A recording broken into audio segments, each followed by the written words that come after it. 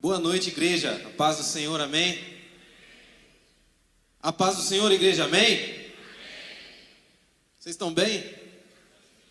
Está todo mundo feliz? Está todo mundo satisfeito com Jesus? Todo mundo já deu um abraço na mãe hoje? Postou uma fotinha nas redes sociais? Feliz Dia das Mães para todas as mamães que estão aqui. Beleza. Eu me perdi aqui, deu um sinal para mim, tá tudo certo, o retorno. Glória a Deus, eu gostaria de compartilhar uma palavra com vocês hoje. Para quem não me conhece, meu nome é Luan Martins, sou um dos pastores aqui da casa, sou casado com a Jaqueline, que está ali, e nós somos pais de uma boa porcentagem das crianças dessa igreja. Do Luan, do Lucas, da Lívia e do Levi. E eu também sou líder do Ministério de Adoração daqui da casa. Então, de repente, se você precisar de algo do Ministério de Adoração, pode me procurar, tá? É só para que você me conheça um pouco mais. E nós estamos muito felizes em estar aqui hoje, em compartilhar algo que o Senhor colocou no nosso coração para esse tempo. Eu queria compartilhar uma palavra com vocês hoje que eu já preguei sobre ela, eu já falei sobre ela há mais ou menos uns 3 anos e meio, 4 anos atrás. E aí esses dias o pastor Rodrigo me sugeriu e falou: olha, você poderia pregar de novo aquela palavra, porque ela tem tudo a ver com a série de mensagens que nós estamos trabalhando nesse tempo, nesses dias, nesse mês, que é sobre chamado e propósito. E eu gostaria de falar com você, de tratar com você. Talvez se você estava aqui, se você é mais antigo aqui na igreja, você talvez vai se lembrar de algumas coisas que eu estarei falando aqui. Mas para você que é novo, vai ser uma novidade, beleza?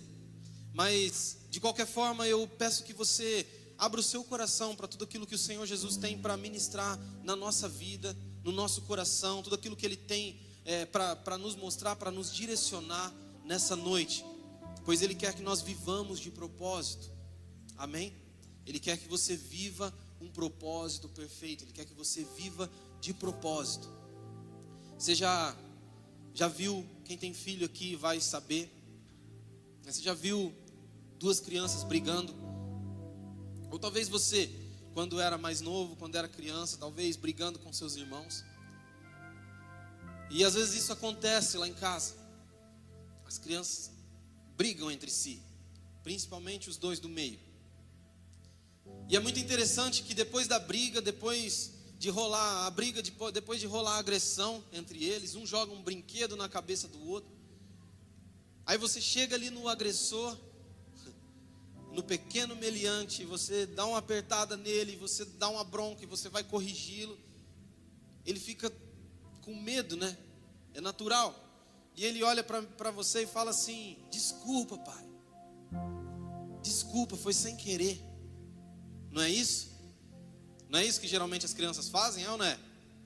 Ela olha para você e fala assim: desculpa, pai, foi sem querer, não foi de propósito. Não é? Não foi de propósito. Cara, eu acredito que a pior coisa que pode existir na nossa vida é a gente chegar no final da nossa vida, a gente chegar diante de Deus e Deus olhar para nós e falar assim: olha, por que você viveu da forma que você viveu? E a gente olhar para Ele e falar assim: desculpa, Deus, não foi de propósito que eu vivi. Eu vivi sem querer. Foi sem querer, não foi de propósito. Jesus, Ele não quer que a gente viva uma vida sem querer. Ele quer que nós tenhamos uma vida de propósito real, que nós vejamos o cumprimento das promessas de Deus, da palavra de Deus na nossa vida, a gente veja o cumprimento desse propósito. É isso que nós estamos falando aqui. Nós falamos algumas semanas já, falando sobre chamado, que é o primeiro passo onde Deus te chama, onde Ele te mostra. E depois agora nós estamos falando sobre propósito. E o propósito é o cumprimento do chamado. O propósito é o porquê daquilo que você foi chamado. É o resultado final de tudo isso, amém? Faz sentido para você? Quantos aqui querem viver uma vida de propósito no Senhor? Então feche os seus olhos por um momento. Senhor Jesus, eu quero, Pai, Senhor Jesus, apresentar esse tempo a Ti, Senhor. Eu te peço, Espírito Santo de Deus, que o Senhor venha cercar esse ambiente com a tua presença, com teus anjos, com o teu poder, com a tua graça, e que o teu Espírito Santo, Jesus, flua nesse lugar, trazendo liberdade, desatando todas as cadeias, desatando todos os nós, nos libertando de tudo aquilo que nos prende, Senhor. Em nome de Jesus eu te peço, Senhor, que o Senhor venha guardar o nosso coração, a nossa mente, para que nada venha a ser roubado de nós, em nome de Jesus, em nome de Jesus, amém. Eu gostaria que você respondesse uma pergunta para mim. Quantos aqui consideram a palavra de Deus como algo soberano? A palavra de Deus, os planos de Deus são muito maiores do que o nosso, não é? Todo mundo concorda com isso, é unânime, todo mundo concorda com isso. Então a palavra de Deus tem muito mais valor, os propósitos de Deus, as promessas de Deus têm muito mais valor do que aquilo que nós imaginamos, do que os planos que nós mesmos traçamos. Faz sentido? E quantos aqui já receberam uma palavra do Senhor? Quantos aqui já receberam? Quantos aqui de repente já tiveram em um culto, uma conferência, e que de repente alguém chegou em você, entregou uma palavra sobre tua vida, derramou algumas coisas sobre você? Quantos aqui não estiveram de repente num culto onde o pastor estava pregando e ele liberou algumas palavras e ele falou, e aquela palavra, e a palavra do Senhor falou no seu coração, te direcionou, te mostrou o que você deveria fazer, onde você deveria chegar? Ou de repente você mesmo, no seu momento ali de leitura, de secreto, não sei como você chama, mas no teu momento com Deus, você de repente abriu a sua Bíblia, o Senhor falou com você e te mostrou o que você deveria fazer. Quantos aqui já tiveram uma experiência assim? Então eu acredito que a maioria de nós já recebemos palavras do Senhor. Todos nós já recebemos promessas de Deus. Tenho certeza que você já foi em uma conferência e que alguém liberou uma palavra sobre você. Então todos nós temos palavras, todos nós temos promessas. E talvez a maioria de nós aqui já sabe o que deve fazer e qual que é o propósito de Deus para a sua vida. Talvez a maioria de nós aqui já sabe o que Jesus preparou para nós, o que Ele espera de nós e onde Ele espera que nós chegamos. E o que é que nós estamos fazendo para ver o cumprimento dessas promessas? O que é que nós estamos fazendo, o que está acontecendo que ainda nós não vimos o cumprimento dessas promessas? Sabe, todos os direcionamentos de Deus, todas as palavras do Senhor, todas as vezes que a Bíblia ela relata alguma promessa de Deus, ele faz uma promessa para o povo ou para alguma pessoa em específico, todas as vezes ela vem com uma condição para o cumprimento daquela palavra. Jesus, ele nunca entrega nada de mão beijada e simplesmente fala assim, olha, é isso aqui e está pronto. Não, sempre ele entrega uma palavra, uma promessa e vem seguido de uma condição. Sabe, Deus falou assim, olha, se o meu povo se humilhar e orar e se arrepender, eu ouvirei dos altos céus, perdoarei os seus pecados e sararei a sua terra.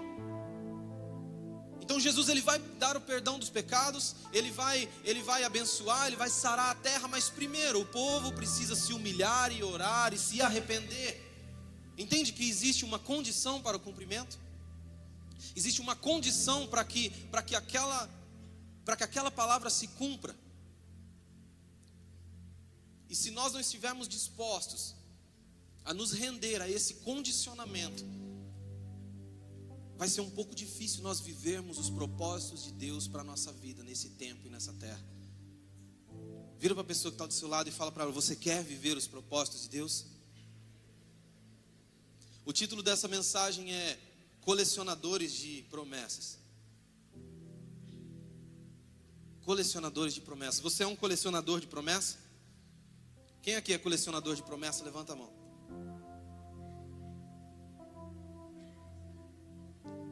Então vira para a pessoa que está do seu lado, fecha a cara para ela, como se você estivesse nervoso agora, e fala assim, ó, não seja um colecionador de promessas. Não seja um colecionador de promessas. Então eu já vou até entregar o final dessa mensagem. Jesus não nos chamou para ser colecionadores de promessas. Ele nos chamou para ser aquelas pessoas que veem as promessas cumpridas. As palavras de Deus para você, elas foram liberadas para você para que elas sejam cumpridas, não para que você colecione elas. Amém? Faz sentido para você? Faz sentido para você? Então por que, se todos nós temos uma palavra, por que apenas alguns de nós veem o cumprimento dessa promessa? Por que não é todos que veem? Eu gostaria que você abrisse a sua Bíblia comigo em João, no capítulo 12, no versículo 24. João 12, 24. Jesus, ele está nos ensinando um princípio. E ele diz assim: e em verdade lhes digo, que se o grão de trigo não cair na terra e não morrer, continuará ele só. Mas se morrer, dará muito fruto. Somente esse versículo.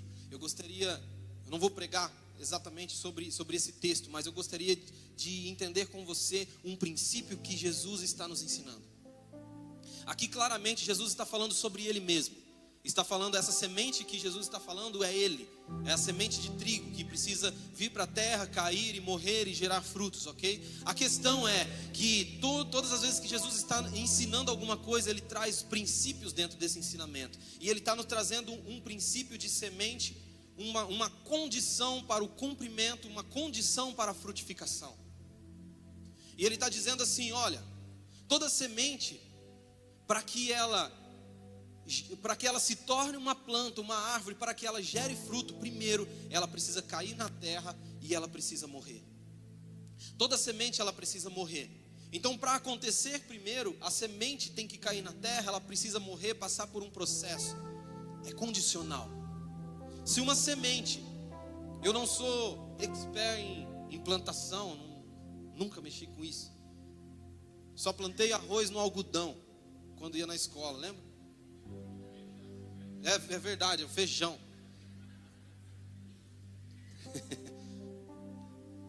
Vocês estão afiados mesmo, velho. Era só para ver se vocês estavam prestando atenção. Tô brincando. Então toda semente ela precisa cair na terra, ela precisa morrer.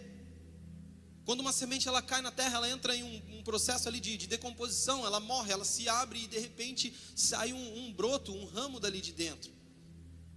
Se essa semente ela não tiver um contato com a terra, com a água, com a morte dela, ela vai ser impossível essa semente se tornar uma árvore. É ou não é verdade? Pega uma semente e guarda ela com todo carinho dentro de um armário seu e deixa ela guardadinha ali. E vai lá daqui 2 anos para ver o tamanho da árvore que vai ter lá. Na melhor das hipóteses, aquela semente vai estar ali parada, quietinha, do mesmo jeito que você colocou. Na melhor das hipóteses. Então Jesus ele está nos ensinando o seguinte: cara, todas as vezes que você recebe uma semente, todas as vezes que é lançada uma semente para você, essa semente ela precisa ser lançada na terra, essa semente precisa morrer para que ela gere frutos, para que ela atinja o seu propósito. Qual que é o propósito de uma semente? É se tornar uma árvore, para que ela dê frutos. Esse é o propósito de uma semente. Então qual que é o propósito das coisas que Jesus já depositou sobre a tua vida? Existe um propósito, e para isso acontecer existe uma condição. É condicional. Então olha para a pessoa que está do seu lado de novo, para ela não dormir, e fala assim: é condicional. Sabe, nós temos falado muito de Abraão aqui. Nas últimas semanas nós falamos bastante sobre a vida de Abraão. E Abraão é um grande exemplo de cumprimento de promessa. Então qual foi a promessa de Deus para Abraão? A promessa de Deus para Abraão foi: olha, de ti eu te abençoarei, e de ti eu farei uma grande nação. E te abençoarei, e a partir de ti serão benditas todas as famílias da terra.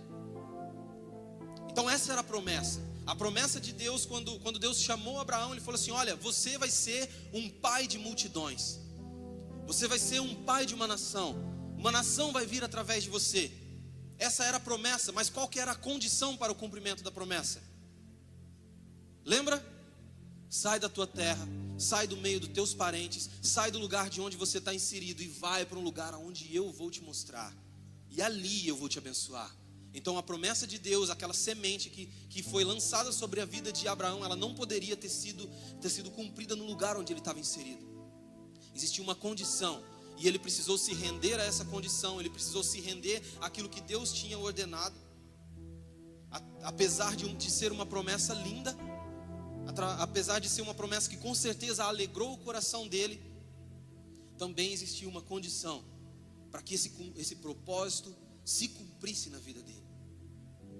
E na maioria das vezes, ou melhor dizendo, todas as vezes que Jesus ele te chamar para algo, ele vai colocar uma condição para você. E até onde nós estamos dispostos a ir, o quanto nós estamos dispostos a abrir mão para poder alcançar o cumprimento dessa palavra.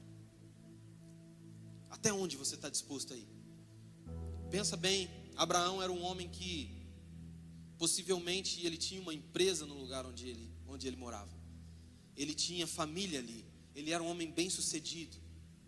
Ele não era um nômade, um cigano, alguém que não tinha nada. Ele tinha posses. E ele precisou abrir mão de tudo aquilo para ir para um lugar onde Deus nem tinha falado onde era. Falou que ia mostrar.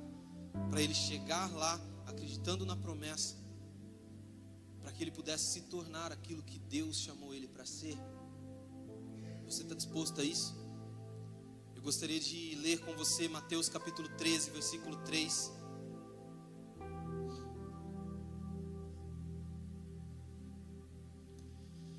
Essa é a palavra do semeador, é muito conhecida.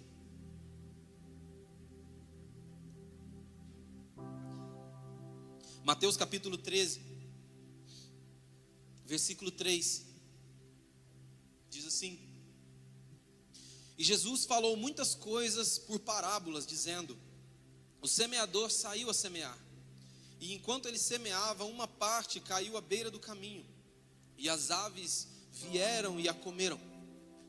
Outra parte caiu em terreno pedregoso, onde não havia muita terra, e logo brotou, porque a terra não era profunda. Mas quando saiu o sol, a planta se queimou e secou, porque não tinha raiz. Outra parte caiu entre os espinhos, que cresceram e sufocaram a planta.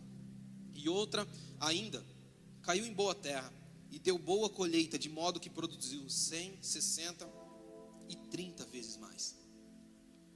Não precisa explicar muito sobre essa parábola, né? Ela é bem autoexplicativa. E eu tenho certeza que a maioria de nós já ouviu muitas mensagens, muitas pregações sobre isso. Mas eu gostaria de me atentar com você aos detalhes e aos princípios que Jesus está nos ensinando através dessa parábola. Eu gostaria de atentar com você a alguns detalhes muito importantes. Nós estamos falando sobre semente aqui, certo? E nós, para ficar bem claro, a semente é a palavra de Deus que é lançada sobre você, certo? A semente é as promessas de Deus e o propósito de Deus que já foi revelado para você, ok? De boa? Então vamos lá, nós estamos falando sobre semente, essa é a palavra do semeador. E o que eu acho muito interessante é que ele abre essa parábola dizendo assim, ó: o semeador saiu a semear. Não fala que saiu um grupo de semeadores. Um semeador saiu para semear e ele lançou a semente. Então não fala que existia semeadores de qualidades diferentes, nem sementes de qualidades diferentes. Eram todos iguais. E o interessante é que cada uma teve um resultado diferente uma da outra. Cada punhado de semente teve um resultado muito diferente. E o primeiro punhado de sementes aqui, que está no versículo 4, diz que enquanto ele semeava, uma parte caiu à beira do caminho e as aves comeram. Então a primeira parte da semente, ela foi roubada do ambiente onde ela estava inserida. Então a Bíblia fala que as aves do céu, logo após aquelas sementes serem lançadas, logo após a semente cair na terra, as aves do céu vieram e roubaram aquela semente. Agora preste atenção, a Bíblia nunca falou que aquela terra era ruim. A Bíblia nunca falou que aquela terra era ruim. Então não tinha problema com a terra, não tinha problema com o semeador, não tinha problema com a semente. Qual que foi o problema dessa terra? O problema dessa terra foi as aves do céu que roubaram ela. O problema dessa semente foi as aves que roubaram a semente. O grande problema é que muitas vezes nós temos um coração que é uma terra boa, mas nós temos levado as coisas de forma tão leviana e nós temos deixado as aves do céu, as adversidades, as coisas dessa vida nos roubar desse lugar. Talvez as palavras que foram liberadas sobre a tua vida muitas vezes têm sido esquecidas. Sabe, pior do que ser um colecionador de promessa é aquele que nem guarda os troféus que recebeu, aquele que se perde. Então presta atenção nisso. Não tinha problema com a terra, não tinha problema com a semente. O problema é que aquela semente ela não estava bem guardada. O problema é que aquela semente ela foi roubada. E assim como nós lemos no texto anterior, para uma semente crescer ela precisa o quê? Cair no chão e morrer. Aí ela vai crescer e dar fruto. Se ela não passar por esse processo, se ela não passar por essa condição, ela não vai conseguir. E é interessante que a segunda parte dessas sementes, ela fala que ela caiu no meio de um terreno pedregoso, caiu no meio das pedras, que é no versículo 5. Outra parte caiu em terreno pedregoso, onde não havia muita terra, e logo brotou, porque a terra não era profunda. Mas quando saiu o sol, a planta se queimou e secou, porque não tinha raiz. Então presta atenção nisso aqui. Eu não sei se você parou para pensar. Muitas vezes a gente critica a terra da pedra, só que a Bíblia fala que logo essa semente cresceu. Então a terra era muito boa, é ou não é? A terra era fértil. Aquela semente logo ela germinou, logo ela começou a crescer. Porém ela não tinha, aquele terreno era muito poluído com pedras, era um terreno pedregoso, e ela não teve força para enraizar aquela semente. E aí, por não ter força, por não estar enraizada, inclusive eu quero até reforçar sobre a leitura do livro Enraizado, tem tudo a ver com aquilo que a gente está falando aqui, tem tudo a ver, então leia. Então, por ela não estar enraizada, ela não recebia os nutrientes necessários e ela perdeu força. Ela não era algo que tinha força, que estava enraizado, e simplesmente quando as adversidades vieram, quando veio o calor do sol, quando veio as adversidades do clima, aquela semente ela não teve força, ela secou, ela morreu, ela não recebia nutrientes necessários, e ela morreu, e não deu tempo dela frutificar. Mas o interessante é que ela começou a crescer, então a terra não era ruim. E aí o terceiro grupo de sementes aqui, no versículo 7, diz que outra parte caiu entre os espinhos, que cresceram e sufocaram a planta. Então novamente, essa planta ela cresceu. Novamente nós vemos que não tinha problema com aquela terra era fértil. Mas as adversidades daquele solo, os espinhos que estavam ali, foi capaz de sufocar aquela semente, ou melhor, sufocar a planta que já estava crescendo através daquela semente. Então aquela semente ela já tinha se condicionado a crescer, mas ela não pôde ir para frente, porque os espinhos sufocaram e mataram aquela planta. Está de boa? Está dando para acompanhar? E aí o quarto grupo de sementes diz que caiu em uma boa terra, caiu em um lugar livre de pedras, em um lugar protegido das aves, em um lugar que não tinha espinhos.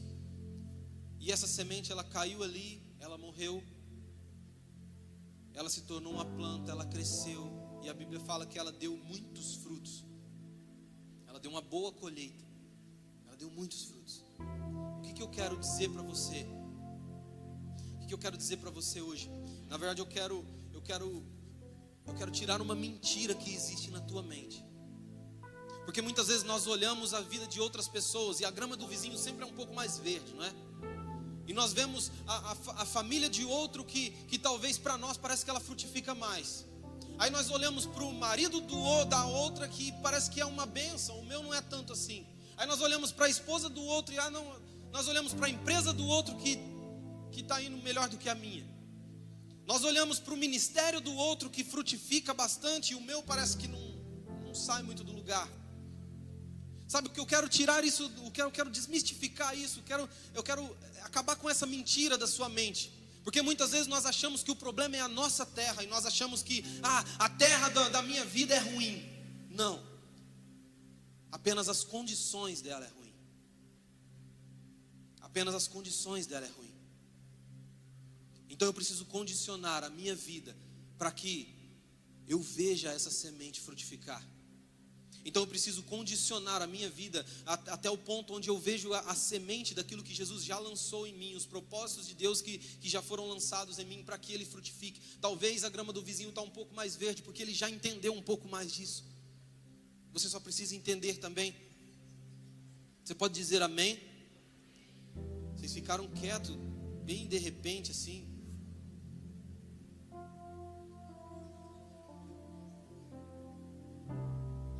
O que você faz o que você faz com a semente quando você recebe ela, é o que vai definir se você vai ser um colecionador de promessas, ou se você vai ser aquele que vê as promessas de Deus cumpridas na sua vida.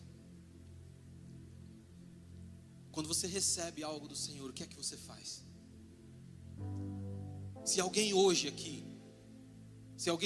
se levanta e te dá um abraço e libera uma palavra sobre a tua vida, e ela te dá um direcionamento sobre a tua vida, e ela, sei lá, ela te entrega algo poderoso, o que você faz com isso? O que é que você vai fazer? Porque o que vai definir se você vai ser só aquele colecionador de promessas, ou se você vai ser aquele que vai ver as promessas cumpridas, é exatamente esse momento. Porque muitas vezes nós estamos só experimentando um êxtase espiritual, não é? A gente vai para uma conferência e a gente experimenta um êxtase espiritual absurdo, e a gente recebe palavras. A gente vai para um culto e é poderoso, a palavra de Deus fala conosco. E de repente a gente vai para o nosso momento de secreto e a gente ouve palavras do próprio Espírito Santo, a gente lê a nossa Bíblia, a gente vê direcionamentos de Deus, mas o que é que nós estamos fazendo com isso? Sabe, porque muitas vezes nós estamos experimentando apenas as experiências, e Jesus ele não morreu para que você vivesse de experiências.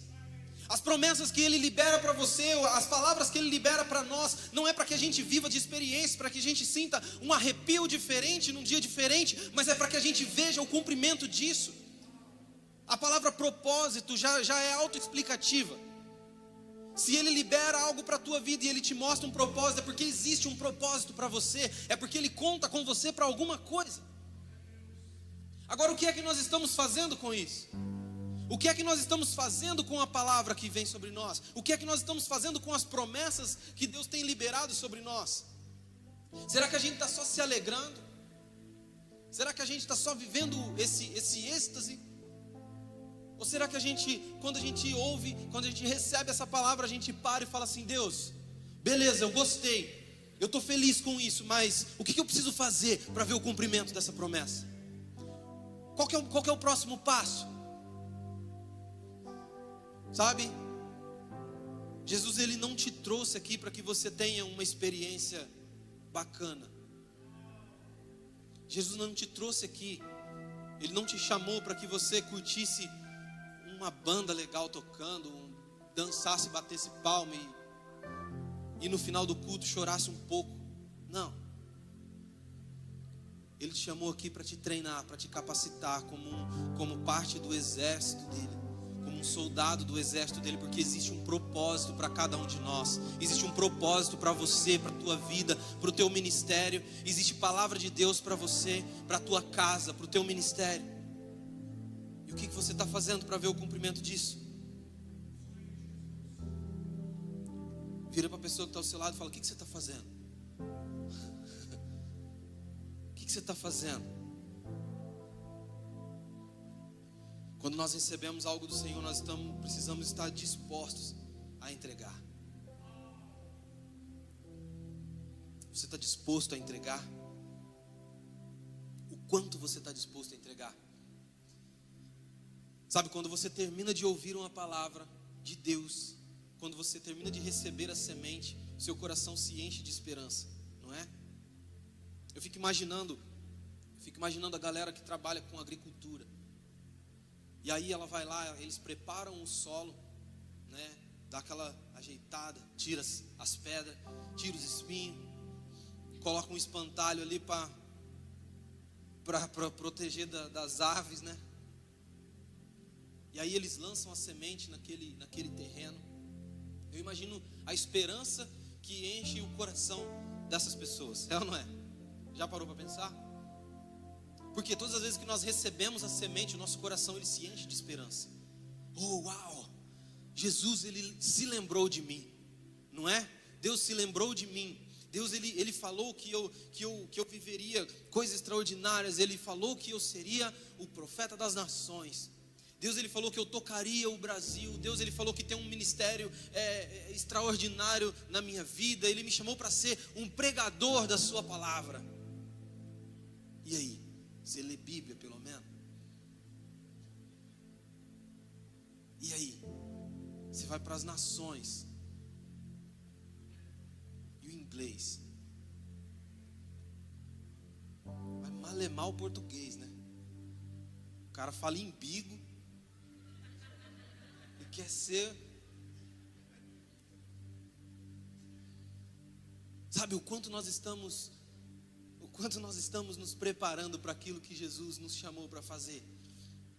Porque o nosso coração ele se enche de alegria, de esperança. Ai, Jesus lembrou de mim.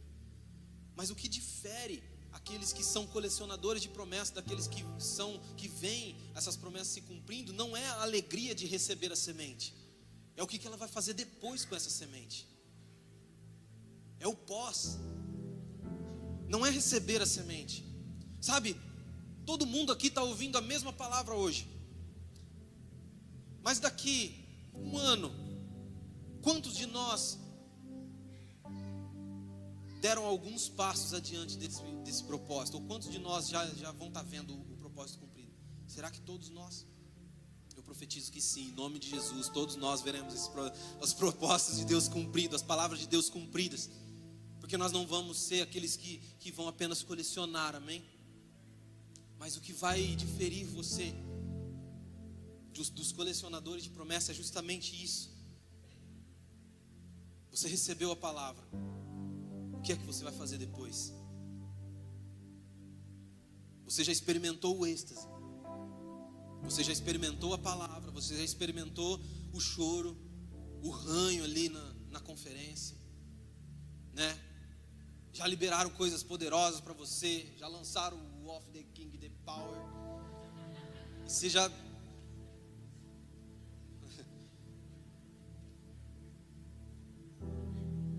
E aí, depois de tudo isso aí, o que aconteceu depois? Já parou para pensar? Lembra aí das promessas que você já recebeu, das palavras que você recebeu. Lembra aí pelo menos de uma. Agora lembra aí o que você fez para que essa palavra se cumprisse. Porque você tem uma opção, ou na verdade duas opções. Ou você se contenta com a experiência, com o arrepio, com a alegria de saber que Deus se lembrou de você. Ou você se contenta com aquela palavra gloriosa, com aquele troféuzinho na sua parede de promessas. Ou você se contenta com isso, ou você diz: Deus, o que eu preciso fazer agora? Eu gostei da experiência, foi bom.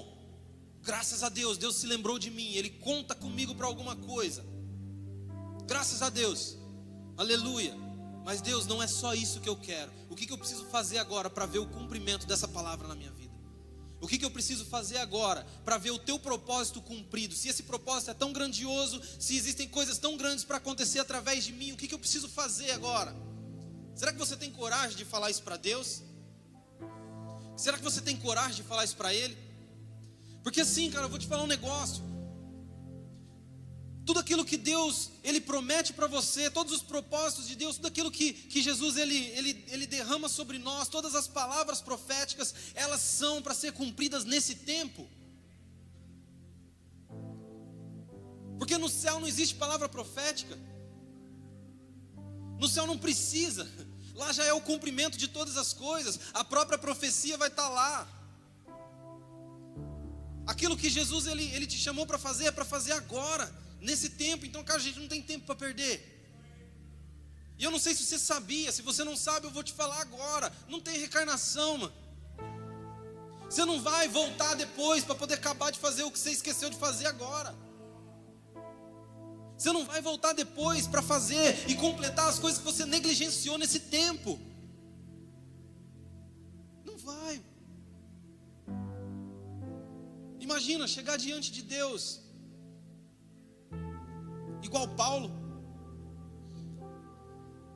Paulo, no final da sua vida, ele chegou e escreveu assim: olha, eu estou pronto para ser derramado como uma oferta de libação. O que é isso? Estou pronto para ser derramado como oferta de bebida. Eu já posso morrer. Combati o bom combate, terminei a carreira, eu guardei a fé.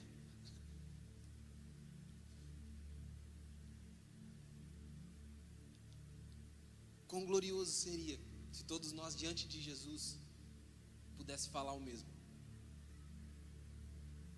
Mas será que nós, será que você, será que eu, se Jesus hoje tirasse a tua vida, falasse para você: olha, beleza, cara, acabar o culto aqui, ó, vai dar tempo só de você comer um pastel e depois acabou.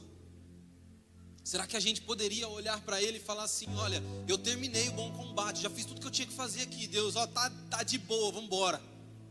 Ou será que a gente ia se desesperar e falar: não, mano, mas e aquilo que o Senhor me prometeu lá em 2015?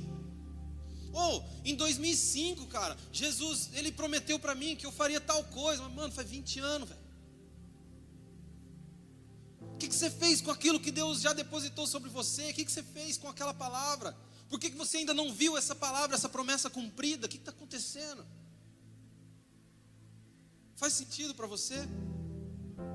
Então que o nosso anseio, que a nossa busca seja terminar a nossa vida assim como Paulo, falando assim: olha, eu fiz tudo. A minha estante de coleção, a minha coleção de promessas que eu tinha, eu não tenho nenhuma mais aqui, ó, porque todas elas foram cumpridas. Eu não tenho mais nada. Tudo aquilo que Jesus ele me prometeu, eu fiz. Eu gastei a minha vida por Ele. Eu derramei a minha vida por Ele. Porque, cara, uma verdade, a maior verdade que existe é que todos nós vamos morrer, não é? Ou alguém acha que não vai? Sabe, a gente nunca se acostuma com a morte. Todo mundo já nasce sabendo que existe morte, que não é eterno aqui na terra. Todo mundo já foi num velório. O grande problema é que a gente vive como se nunca fosse morrer, achando que sempre dá tempo de fazer alguma outra coisa. Só que a grande verdade é que nós morremos. E o cemitério é o maior museu de promessas não cumpridas. O cemitério é o maior museu de propósitos, de palavras proféticas que pessoas receberam e não foi cumprido. Ah, mas quem tem promessa não morre. Morre. Não é porque uma música fala isso que é verdade, não. A Bíblia fala outra coisa. A Bíblia fala que grandes homens de Deus morreram sem ver o cumprimento da promessa. E morre, cara. Os planos de Deus não, a palavra de Deus não morre, mas você morre. Então não tem tempo para perder. Vira para a pessoa que está do seu lado de novo e fala para ela: não tem tempo para perder, mano. Não tem tempo, velho. A grande questão, velho, é que a gente gasta o nosso tempo com muita coisa que não faz parte do propósito de Deus. A gente gasta a nossa vida. Sabe, a gente canta às vezes: eu gastarei a minha vida aos teus pés. Eu gastarei a minha vida, eu estou gastando a minha vida por ti. Tá nada, mano. Você está gastando a sua vida um pouco para Deus, beleza, mas uma grande porcentagem para você mesmo. Sabe, eu gosto muito de prestar atenção nas crianças. E quem tem filho em casa, mais de um pelo menos, vai entender. Quanto mais você tem, maior é a bagunça. Então quem está interessado em ter bastante filho, é legal, eu aconselho muito. Mas fique sabendo que quanto maior a quantidade de filhos, maior a bagunça. Então você chega na tua sala, já tem brinquedo espalhado para todo lado. No quarto você não consegue entrar. Tem um quarto lá em casa, agora a gente organizou e não deixou mais eles bagunçar, mas eu guardava meus instrumentos lá. Cara, eu entrava para pegar um violão, eu ia assim, ó. E às vezes pisava numa pecinha de Lego, que dá vontade de pegar a criança que deixou ali, sabe? Não sei se é alguém que já pisou numa peça de Lego, mas pô, é quase pior do que bater o dedinho na beira do móvel. Mas enfim, aí você chega na criança e fala assim: olha, recolhe tudo isso aqui, guarda tudo. Você precisa guardar esses brinquedos aqui, guarda rápido, porque senão, enquanto não guardar, não vai chupar sorvete. Vixe, a molecada vira um... E aí eles vão e eles querem pegar tudo. E aí eles pegam aqui, e pegam um boneco aqui, e pegam um carrinho ali. Aí ele pega uma Nerf do outro lado e derruba a boneca. Aí ele pega o boneco de novo e derruba o carrinho, e sai abraçando tudo e tentando levar tudo, e por fim não leva nada. E eles já se desentendem e vira aquele negócio legal. A grande questão é que isso parece com a gente. A gente vem olhando tudo no nosso caminho, a gente vem pegando e vem abraçando, e vai, pega uma coisa e derruba a outra. A gente não dá conta de fazer nada.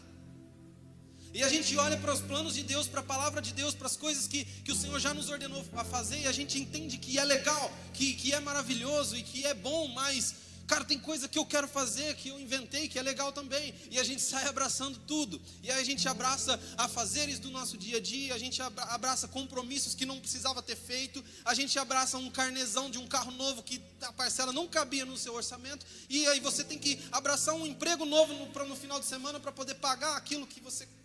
Entende? Isso vai roubando o seu tempo.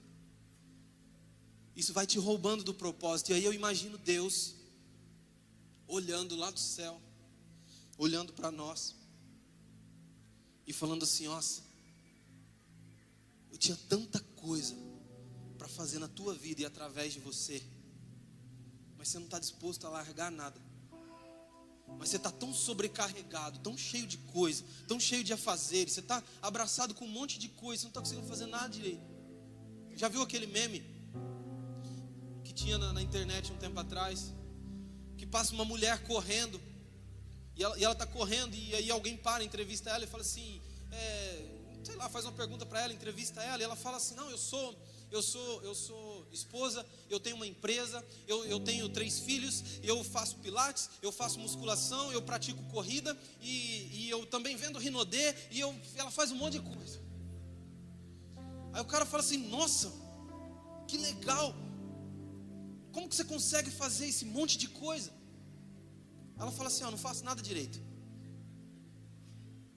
É mais ou menos igual a gente. A gente vem querendo colocar dentro da nossa vida um monte de coisa, e essas coisas elas se tornam pedregulhos, elas se tornam espinhos, elas se tornam aves do céu que roubam sementes, e nós vamos colocando tudo isso na nossa vida, e a gente vai abraçando tudo a tal ponto onde nada acontece, e a gente não faz nada direito.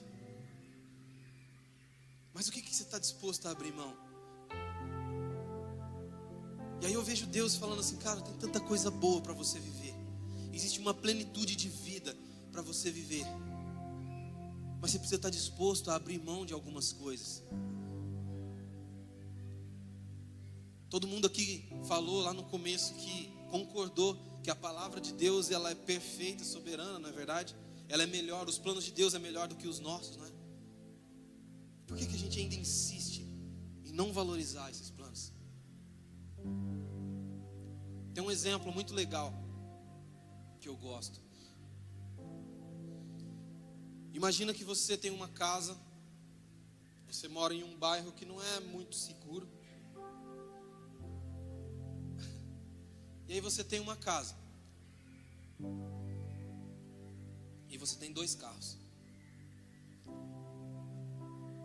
2 possantes maravilhosos. Uma Belina 87, que um dia era vermelha, hoje ela é rosa, porque já desbotou. E aí você tem um outro carro, que é uma Ferrari, tipo, bem equilibrado as duas coisas assim, para ficar legal. Aí você tem 2 carros, mas a casa onde você mora tem uma garagem para um carro só. Então todas as noites, um desses carros precisam passar o dia na rua, passar a noite na rua. Seja sincero e me responda, qual dos dois carros você guardaria na garagem? Hã? A Ferrari guardaria na garagem.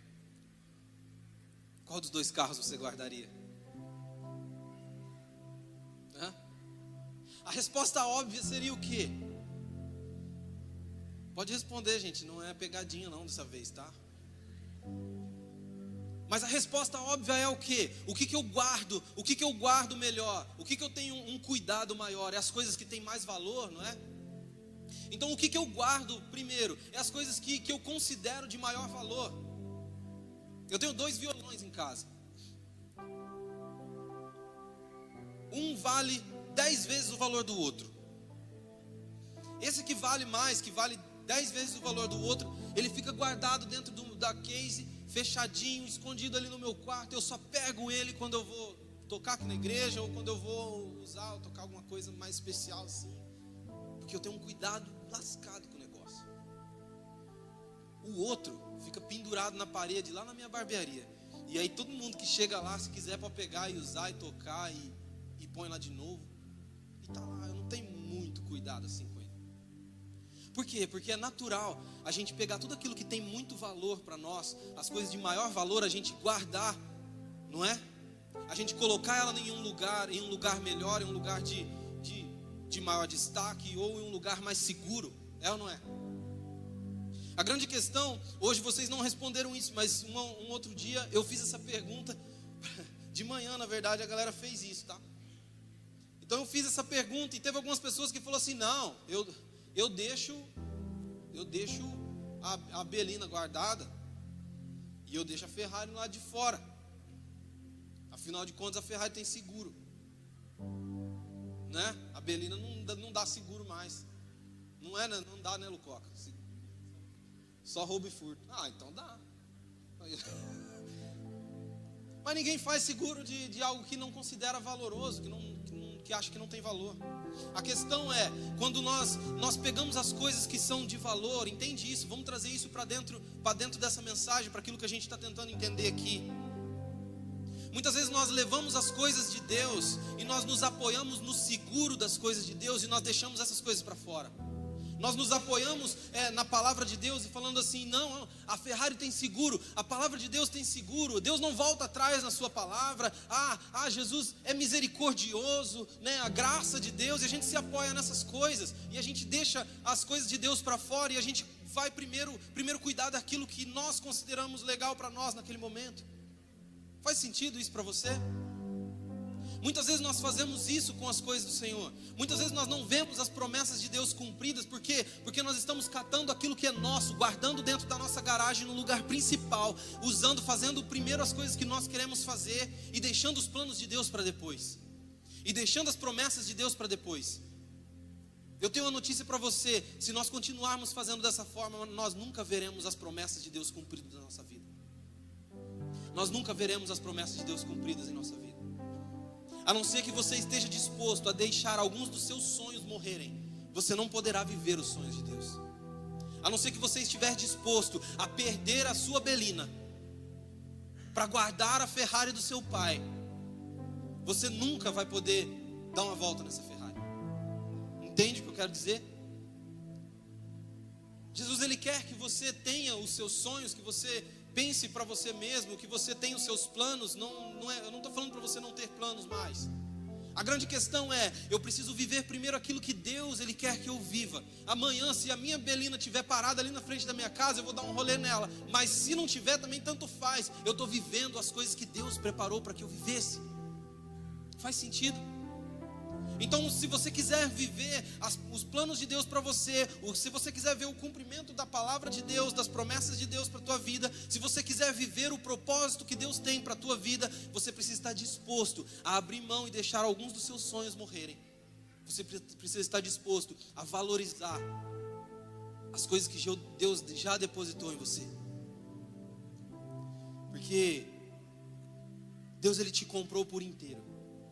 O sacrifício de Jesus na cruz não foi para comprar o dízimo da tua vida. O sacrifício de Jesus na cruz não foi para comprar 90% da tua vida. O sacrifício de Jesus foi para te comprar 100%. Então ele não quer te dividir. Não é justo ele dividir você com nada. Não é? Se você compra algo que é teu e acabou. Foi comprado, foi pago. Então se Deus ele precisar dividir os planos dele com os seus, ele vai tirar o dele de cena. Já que você quer viver do teu jeito, continue vivendo do teu jeito. Os planos de Deus vão ser adiados. As coisas que Deus tem para fazer na tua vida serão adiadas. As coisas que você precisa fazer, as coisas que Deus sonhou para você, muitas vezes vão ser adiadas. Não existe vida inteira para Deus sem renúncia, sem entrega. O que você está disposto a entregar? Existe uma lei da física que diz que 2 corpos não podem ocupar o mesmo espaço. É ou não é? E é uma grande verdade. O lugar de Deus na minha vida é o lugar de Deus. O lugar da palavra dele na minha vida é o lugar dele. Outra coisa não pode ocupar o mesmo espaço. Ele não vai dividir espaço com ninguém. Ele me quer por inteiro. Então vira para a pessoa que está do seu lado de novo e fala: ele te quer por inteiro. Sabe? A gente tem uma facilidade muito maior de viver os nossos planos, é ou não é? A gente tem uma facilidade muito maior de viver aquilo que nós planejamos. Porque quando você faz um plano, você traça ele por completo, você faz um projeto, é ou não é? Imagina que você tem um sonho de ser um empresário. Você tem um sonho de ter uma empresa. Aí o que você faz? Você traça um plano completo. Você começa prestando um serviço. Você fala assim: não, beleza, eu tenho um sonho de ser uma grande empresa. Então aí você pega e abre uma MEI para você, né? Aí você começa a prestar um serviço. Só que aí você já traçou um plano. Você não vai ficar fazendo aquilo a vida inteira. Você sabe que daqui a 1 ano você quer aumentar o seu faturamento, você quer crescer e você quer se tornar uma empresa um pouco maior. Aí você pega no ano que vem, você abre uma ME. E aí você começa a faturar um pouco mais, mas você já tem uns planos para o futuro. E você sabe que daqui 5 anos você quer alcançar e ter uma empresa um pouco maior. E você sabe que daqui 10 anos você quer chegar em tal lugar. E aí você começa a olhar e ver o final de todas as coisas. É ou não é? Quando você está construindo uma casa, você olha para os alicerces daquela casa ou para o projeto daquela casa e você não vê apenas um projeto. Você vê um negócio pronto. Você já vê onde você vai querer colocar um sofá, que cor que você vai pintar essa parede. A parede nem existe, mas você já está vendo a cor que você vai querer pintar. Não existe muro, você já está escolhendo o portão que você vai pôr. É ou não é? Então a gente faz os planos, quando a gente faz nossos planos, a gente faz assim, a gente já vê o resultado final, a gente já vislumbra tudo lá na frente. A questão é que a maioria das vezes Deus ele vai vir revelar a sua palavra para você, e nós estamos falando sobre isso desde o começo. A palavra de Deus é uma semente, e ele vai vir para você te trazendo uma semente. Aí você vai pegar aquela semente na mão e falar: legal, Deus, baita semente. Sabe, nós não podemos tratar as coisas que Deus coloca na nossa vida apenas como uma semente miserável. A gente não pode achar que é tudo tão pequeno. Sabe por quê? Porque se aquela semente ela cair no chão, ela cair na terra e ela morrer, ela vai crescer. Ela vai se tornar uma árvore que vai dar frutos. E aqueles frutos eles estão carregados de sementes. E aqueles frutos eles vão cair no chão. Aquelas sementes elas vão cair no chão. Elas vão crescer e se tornar árvores. E aquelas outras árvores elas também vão dar mais frutos. E aqueles frutos também vão cair no chão. Aqueles frutos cheios de semente vão crescer mais árvores. Até um ponto onde aquela única semente tem o poder de se transformar em uma floresta imensa. Então, cara, para de olhar para o ministério que você tem, para as coisas que Deus já depositou na tua vida, para aquilo que Ele te chamou para fazer. Para de olhar como algo pequeno, porque às vezes você está vendo apenas uma semente. Deus ele já te entregou uma floresta. Deus já te entregou algo muito maior. Ele já te entregou algo muito maior. É só que a gente não está conseguindo ter visão. Então, se de repente está difícil de entender, Feche os seus olhos e fala: Deus, eu quero que o Senhor me mostre, abra a minha visão. Abra a minha visão. Eu não quero ver apenas como uma semente. Eu não quero ver apenas como uma palavra pequena. Eu não quero ver apenas como uma experiência que eu tive um outro dia. Mas eu quero ver, Jesus, aquilo que o Senhor vê. Eu quero ver qual que é o propósito final de todas as coisas. Eu sei que é algo grande. Será que você pode fazer essa oração para Ele um dia? Será que você pode se posicionar dessa forma? Sabe, muitas vezes nós nos tornamos colecionadores de promessas. Nós não vemos o cumprimento delas, porque nós não valorizamos e não acreditamos na palavra como ela deveria. A gente não acredita da forma que deveria acreditar. Sabe, Deus, Ele confia em você mais do que você mesmo. Eu acho que Deus é corajoso. É ou não é? Pensa bem, as coisas que Deus já te deu, a família que Ele já te deu, o ministério que Ele te deu. Se fosse para você escolher alguém para receber aquilo que você tem, você escolheria você? Eu falo a verdade. Talvez se a pessoa que está sentada do teu lado soubesse o que você sabe ao teu respeito, ela não sentaria perto de você. Entendeu? Meio difícil o que eu falei, né? Mas talvez se o Lucoca soubesse de mim aquilo que eu sei ao meu respeito, talvez ele levar, vou lá fazer fundo para ele. Nada.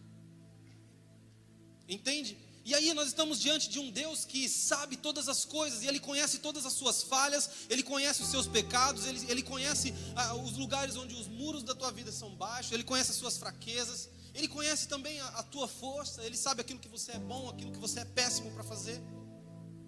E Ele escolheu você com um propósito e falou: cara, eu conto com esse mano aqui, ó. Deus é corajoso, mas Ele viu algo em você.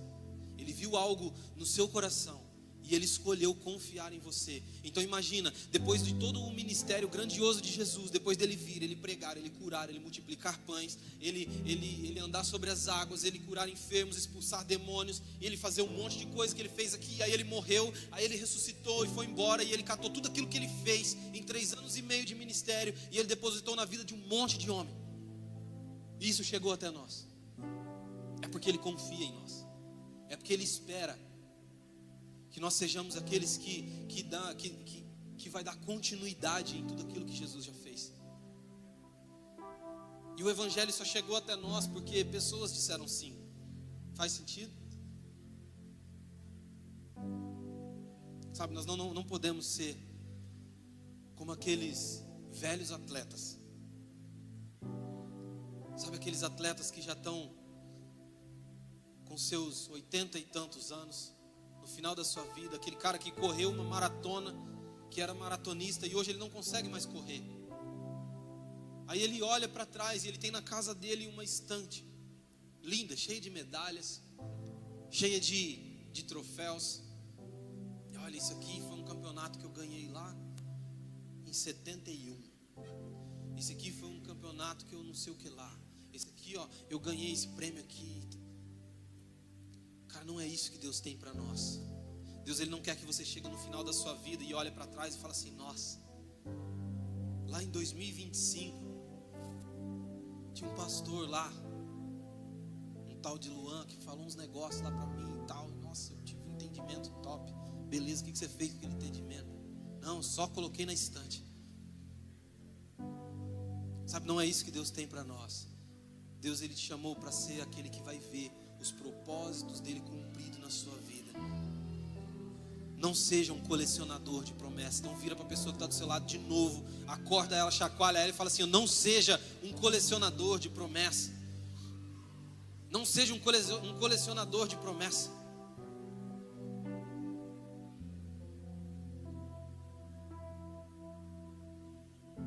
Aí a gente pode falar assim: mas Abraão não viu o cumprimento total da promessa, né? É lógico. Ele teria que ter vivido 1000 anos pelo menos para ver. Mas sabe o que Abraão viu?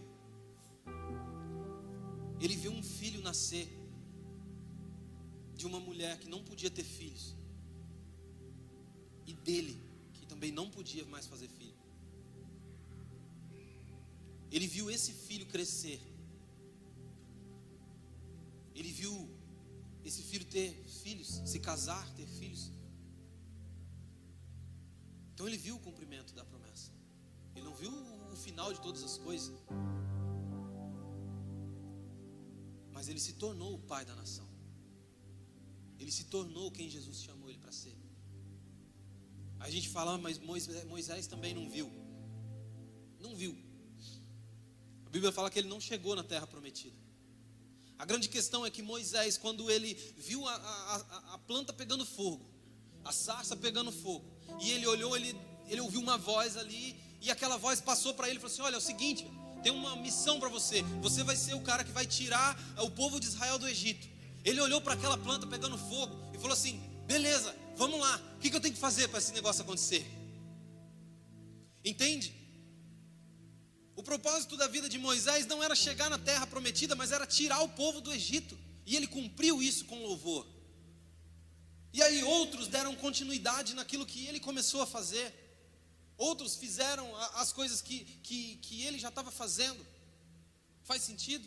Então muitas vezes aquilo que Deus tem para a nossa vida, para a tua vida, se parece ser grande, parece ser algo extraordinário e sobrenatural e muito difícil de alcançar. A grande questão é que muitas vezes Ele não conta que você vai fazer isso sozinho. Apenas se posicione da forma que você precisa se posicionar. Se Ele te chamou para ser um libertador, se posicione como um libertador.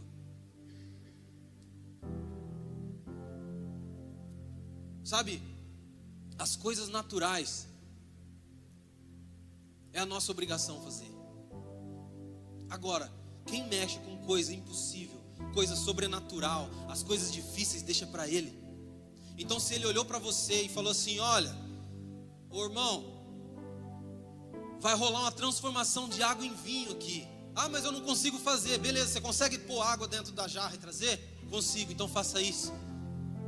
Entende? Olha, as muralhas de Jericó vão cair.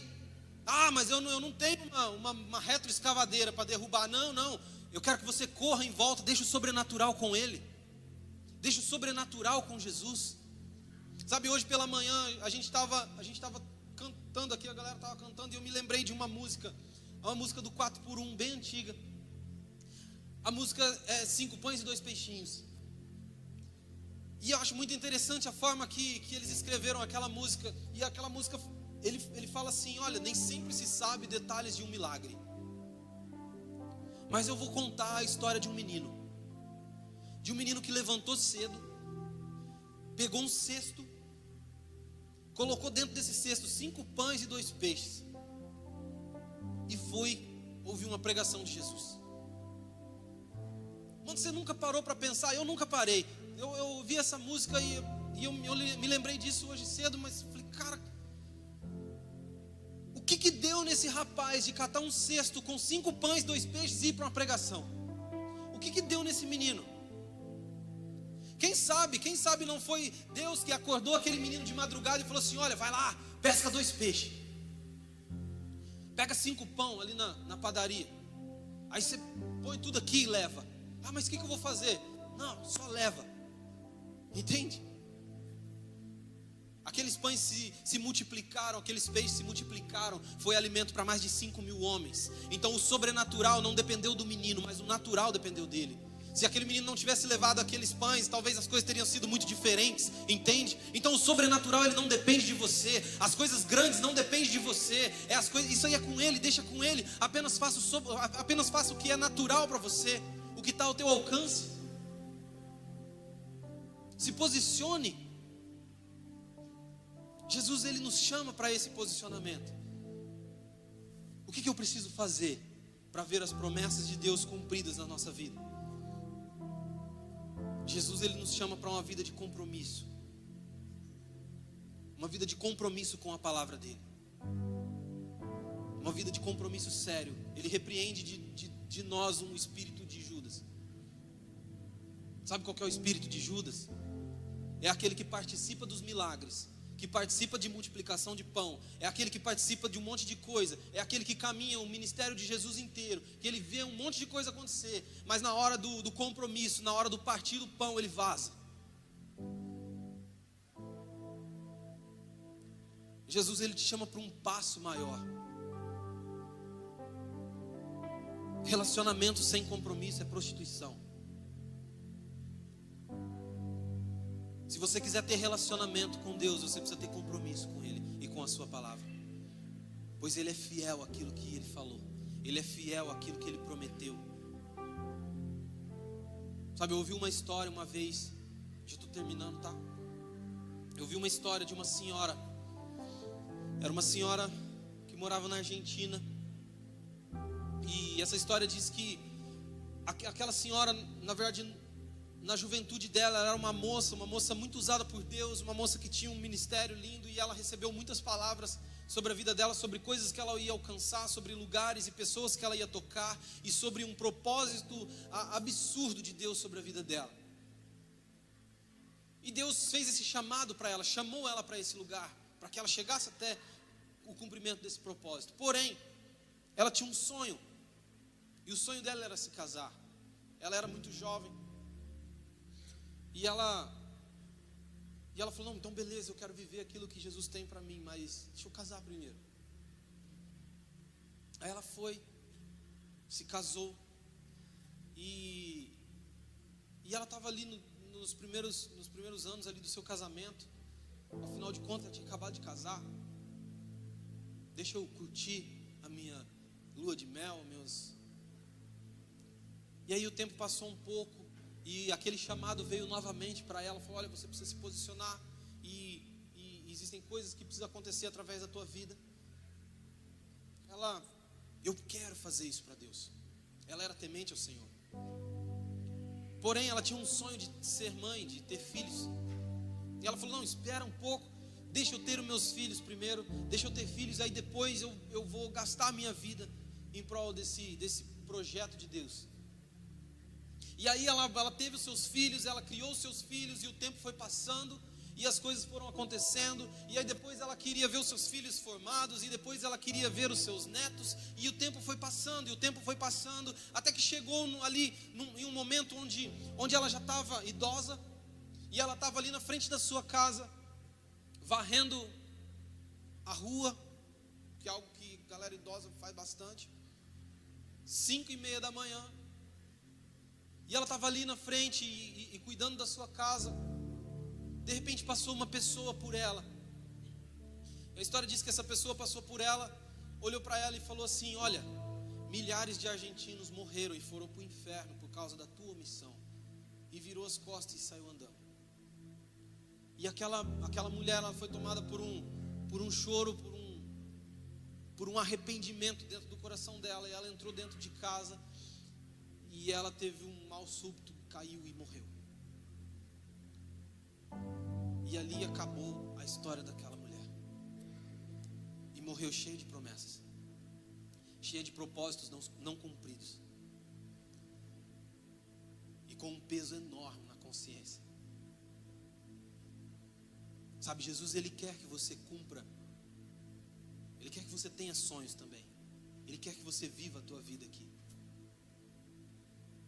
Só que Ele quer ver se dentro do nosso coração o primeiro lugar ainda é o dele. O quanto nós estamos valorizando as coisas que Deus já prometeu, o propósito de Deus.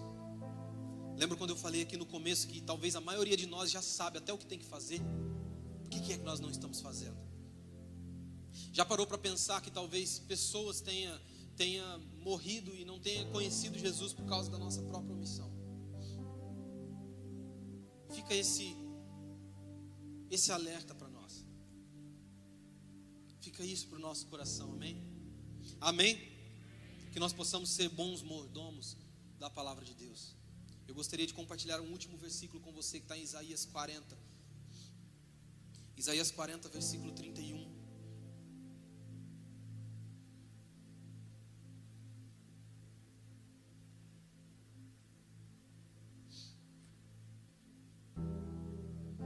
Isaías 40, versículo 31 é um versículo muito clássico, né? Talvez todos nós já tivemos contato com ele, mas eu aprendi algo muito legal com esse versículo. Eu gostaria de compartilhar com você. Esse versículo diz o seguinte: mas aqueles que esperam no Senhor renovam as suas forças, voam alto como as águias, correm e não ficam exaustos, andam e não se cansam. Esse versículo é poderoso, é maravilhoso, não é? Só que eu aprendi um negócio que que ficou muito mais da hora do que ele realmente é. Eu aprendi que na Bíblia em inglês, esse versículo ele foi traduzido de uma forma diferente. Para nós chegou uma tradução um pouco diferente.